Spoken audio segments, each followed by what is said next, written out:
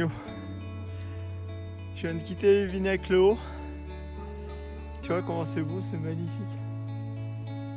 Et 8h01 passée, je crois.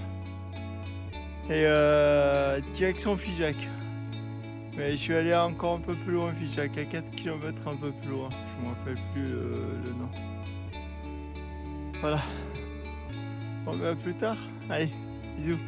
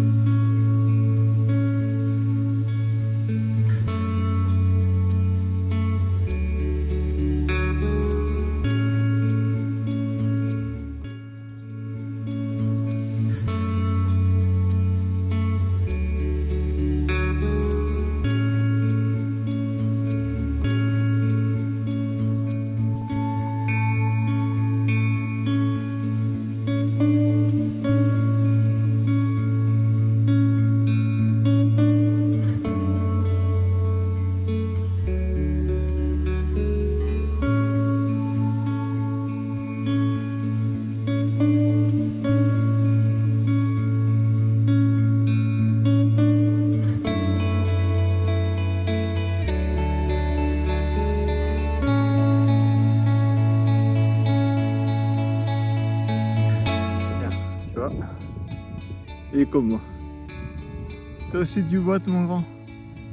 Bah oui, on est deux, hein. Voilà. Shit. Je pense qu'il est mieux. Allez hop, je fais un petit peu pipi.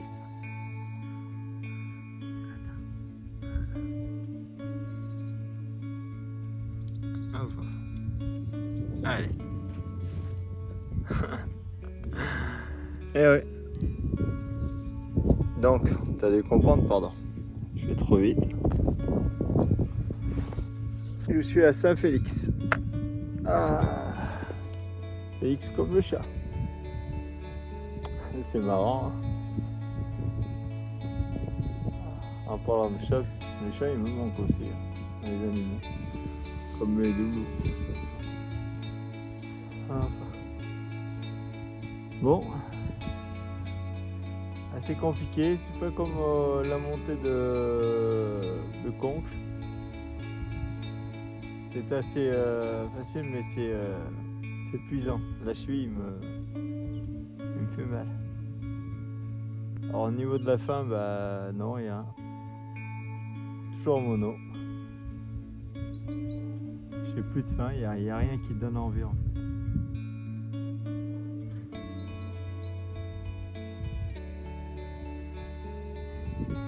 Et c'est une belle expérience. Voilà. Bon, à plus tard. Ah, on va y aller à Figeac. Je vais essayer de voir ce musée là. Je reprends une autre vidéo. À plus tard. Tu vois, c'est en haut là-bas. Là, le col, je viens. C'est incroyable distance, hein. Ah. Allez, c'est reparti.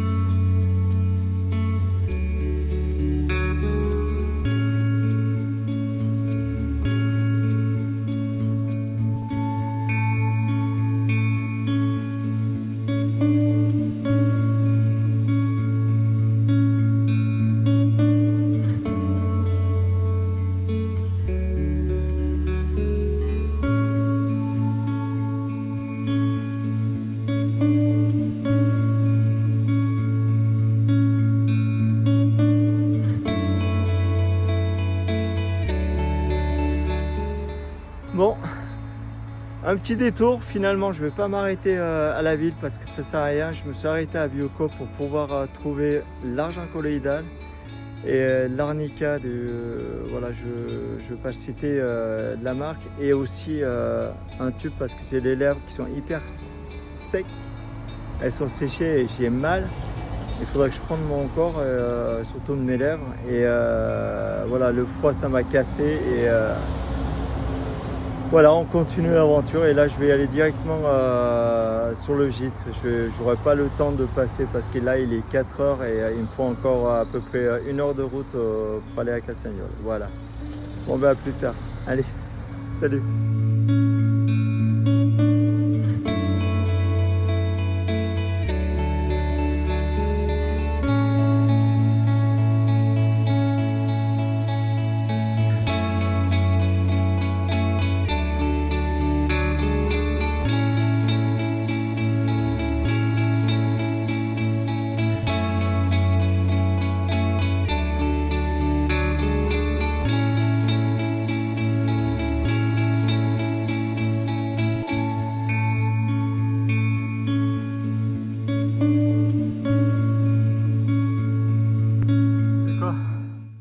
Enfin, j'en pouvais plus. Voilà, on est au relais de Saint-Jacques. Je viens d'arriver. La Cassagnole, Faisal. Alors que je me suis planté. J'ai fait un putain de détour. Attends.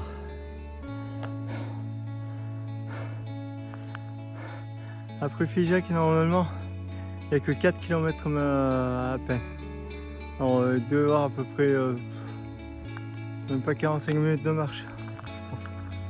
Et là, je me suis tapé le boucle parce que j'ai tapé la Cassagnole, mais il y a un autre département parce qu'il y a 2 départements ou 3 départements qui se mélangent. C'est quoi, je suis dégoûté. Alors vivement que j'arrive chez Olivier et Marie, et je suis super content parce que j'en peux plus. Alors, on va descendre. Alors tu vois, il est là, je t'explique. Oh. Voilà, allez, on va descendre, il va nous accueillir. Tu vois, ça a l'air sympa comme endroit. Tu vois, là, pour gauche, je vais bien dormir. Alors, si on calcule, je suis parti à 8h30 et il est 6h. Je te laisse imaginer combien d'heures j'ai marché. Ok. Bon, ben. Enfin, ça a l'air mimi, hein, sympa. Un petit coin de paradis. Leur coin de paradis. Voilà. Tu vois là. Là, c'est des petits escaliers qui montent. Ouais, sympa. Alors, je sais pas où il y a le gîte. Alors, le gîte, est-ce qu'il est là? Le gîte, il est là. Ou c'est la maison là? Mais elle est vraiment mimi, la maison. Oh la vache. Ah ouais, elle est vraiment mimi. J'aime beaucoup.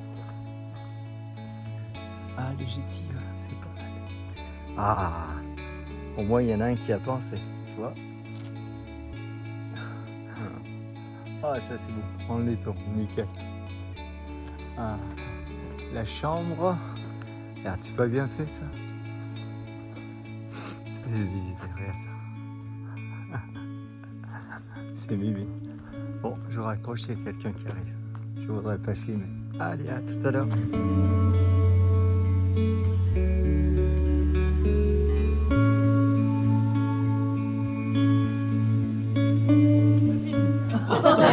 Voilà. Ça, c'est bon, ça. Savoir se débrouiller. Parce que je vais juste filmer. Ouh. Quelqu'un d'autre en veut? Benoît, il va. Merci. Ça, moi, je vais... T'as pris le jambon. Et alors, Elle a déjà fait le le vin. Et après, Marie, c'est très important ici, c'est les chocolatines. Ah, chocolatine. Tant qu'on connaît sur les mots français. Ah, on dit pas chocolatine. non, on dit pas pain au chocolat.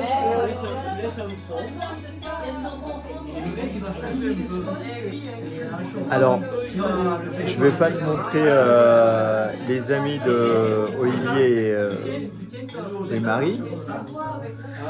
Je suis invité avec ses amis pour assister à leur repas. Donc, Bien que c'est dommage que je jeûne, mais alors les repas, c'est magnifique. Ils ont fait un sopa d'oignon, spécialité de cette région ici. Mais alors les saveurs qu'il y a, tu peux pas savoir comment je le sens. Allez, à plus tard.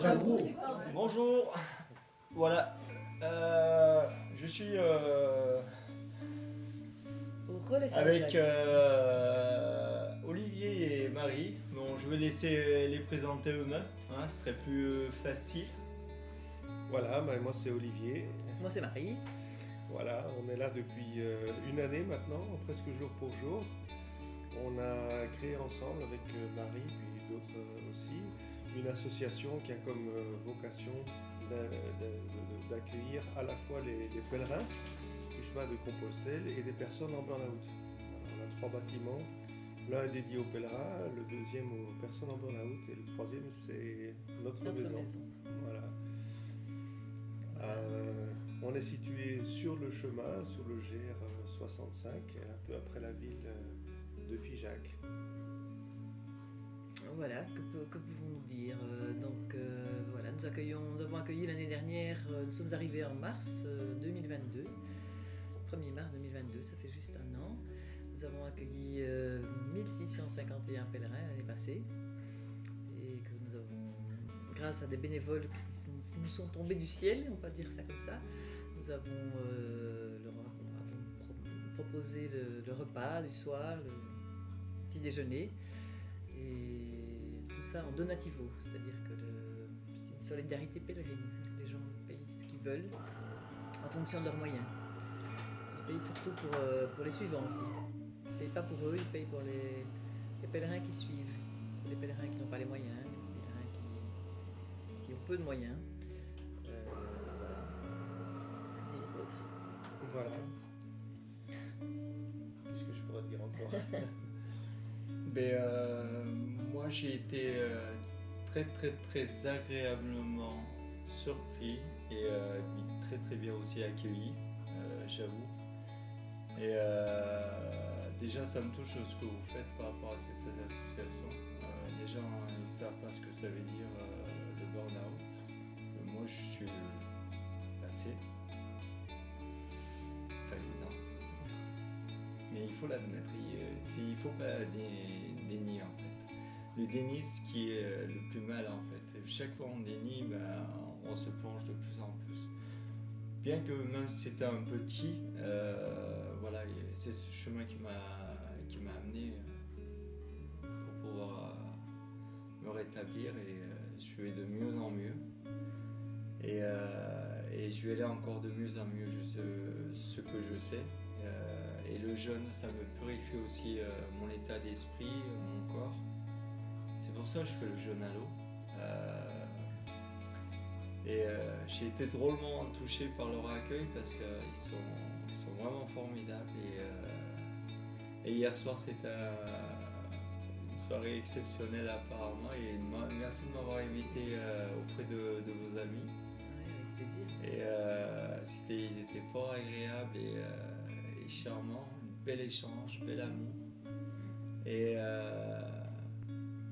aussi alors la soupe. La soupe aux oignons, j'ai été.